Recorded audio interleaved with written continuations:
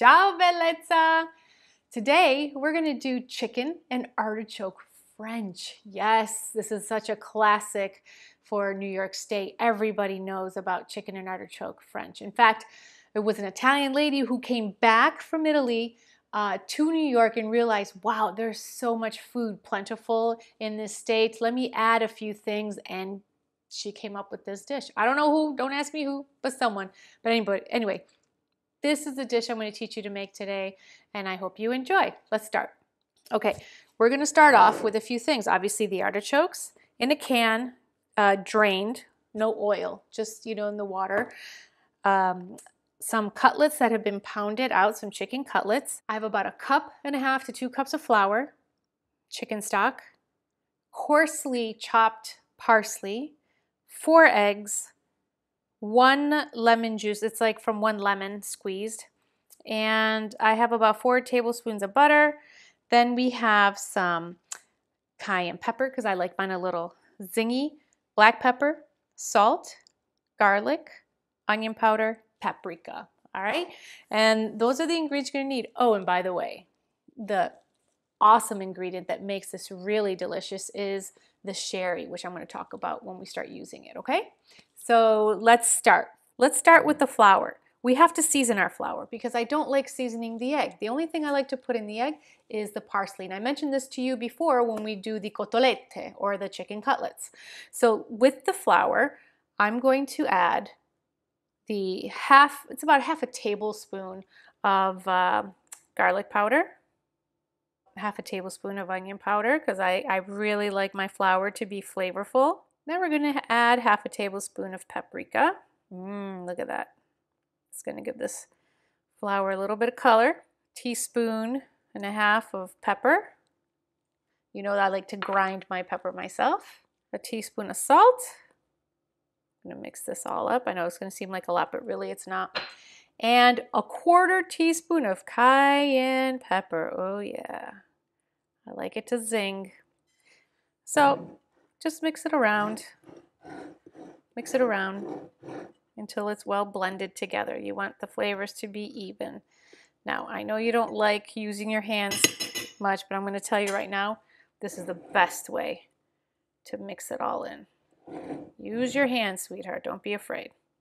See, because this is how you really get all the little pieces in there until it's well blended. I think we did good.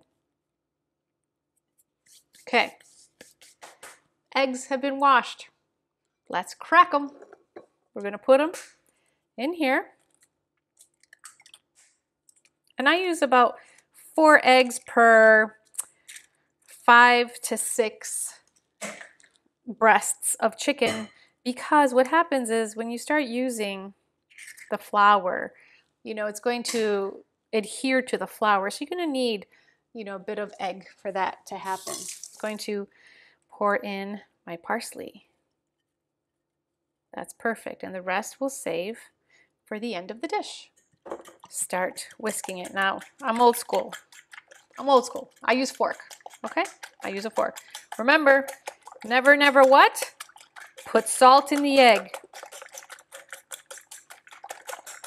There. You don't want to overbeat the egg. Now, in the pan, we're going to turn it on to medium, low.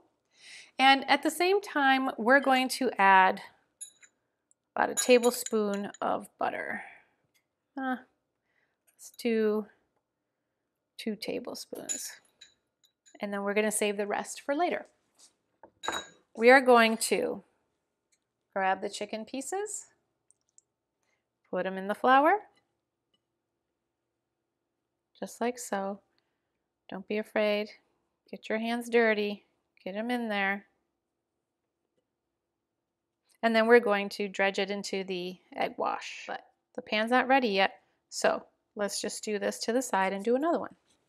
And some ask, sometimes people ask, oh, well, can you do this ahead of time and leave it for later for when you're ready to cook? Absolutely not. You cannot flour your chicken and think it's going to stay looking like this for a long time because it won't. The flour will completely get consumed by the chicken because it's still wet and cold. So put in the flour that's seasoned. we're going to put it in the egg wash like this, grab it, and just put it into the oil and the butter and let it cook. Let's do this to the next one.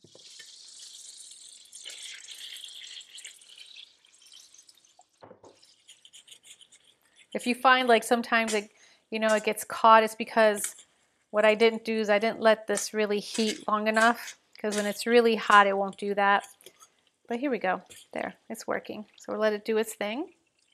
Ah, it's starting to look good. But it needs a little longer. It's not going to be cooked through, and that's okay. We just want to brown them on each side, set them aside, do the artichokes that way, set it aside, and then I'm going to show you how it's all put together. That's what I'm looking for, right there. Okay, let it cook for a little bit so it gets golden on the other side. We'll come back. Now, it's not going to cook through, and it's okay. So we're just going to make sure that they're brown on both sides, just like that. Look at that.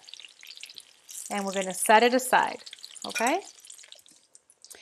So now I'm going to put a few artichokes in at a time.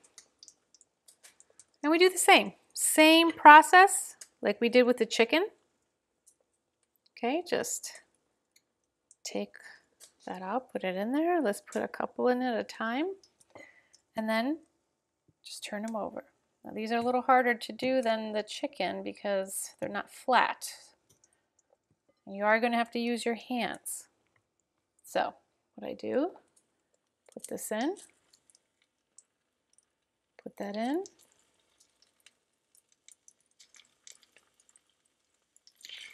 Let's put the rest. Put it wherever we can find room, because there's only a few left. I mean, I could do it separately, not crowd them, but I'm not at testadura for nothing. Here we go. All right. Okay, so this cooked a little longer than I wanted to, but that's okay. So let's turn the artichokes over. They need to have a nice little layer just like the chicken does. Just like this. And look, sometimes what happens is the egg will keep them together. Perfect. It makes it easier to turn. Buonissimo. Buonissimo, buonissimo.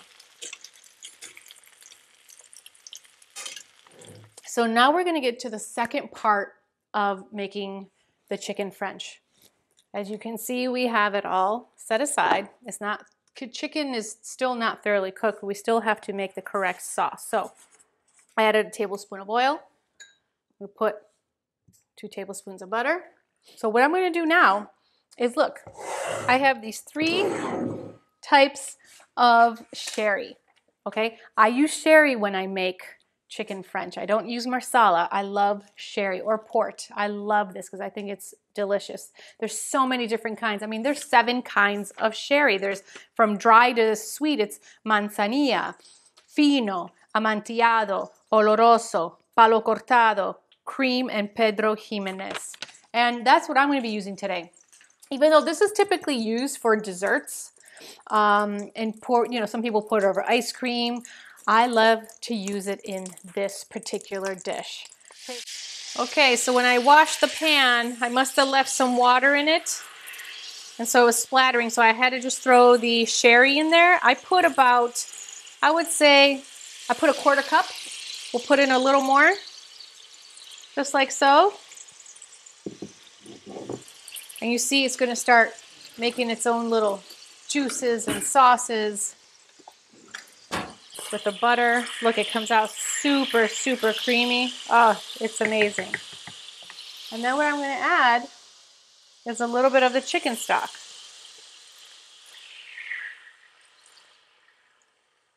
Okay, let's add a little bit at a time, the chicken stock. And we want it to go into a boil, so we're going to put everything in here. Let's put the chicken, because the chicken still has to cook through, like it's not completely cooked through. And so this is what's going to help cook it through, by putting it in the sauce with the sherry. Now I use a very dark sherry. Typically, if you go to a restaurant in Upstate, you're going to notice that it's a very light color compared to mine. And it's everyone's individual preference of what they want to use. It's okay if you put things on top of each other. That's not a problem. Because what you're going to be doing is you're going to be pouring more of your chicken stock over this, just like so. I have about just over 2 cups of chicken stock, and we're going to let that try to cook down. And typically when I serve this, I serve it with a side dish of angel hair. Cover it very loosely, lightly, and let it cook for about 20 to 25 minutes. Doesn't even really need that long, about 20 minutes. And in the meantime, I'm just gonna clean up this whole oil mess that I just made. We'll be right back. Okay, we're halfway through the cooking process here.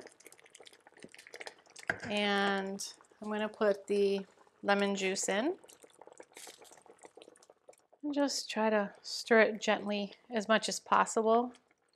Let's come back in about 10-15 minutes. It's looking good, but I realize I just need a little bit more lemon, so I'm going to squeeze another half a lemon in here, okay? Real lemon juice, by the way. That looks wonderful. Oh, look at all those juices. Look fantastic. So you see that I'm going to have like a pot of water. It's going to start boiling. I can lower this now to low. Just going to add just a little bit more of chicken stock. Not much more, just a little. And then continue its cooking process. Oh, if you could just smell this right now. Bella mia, it smells so good. Mamma mia, che buono. Che profumo. Okay, we'll be right back. So it's been about 20 to 30 minutes. This is what it should look like. Don't worry about all this liquid. We are going to use this liquid to have pasta with it. So I'm going to plate it and show you what it looks like. So what I'm doing is I serve it with pasta. I put the sauce from the chicken French all over. Oh, and this sauce is amazing, by the way. Amazing. Then I will put some parsley. You can add pecorino romano, parmigiano reggiano, whatever you like. I just do it like this. But you can do it however you choose. And this is my chicken and artichoke French served with a side of angel hair pasta. Buon appetito, Bella! I hope you enjoy this. I know you love this dish. Enjoy! Ciao! Ciao, Bellezza! Ciao!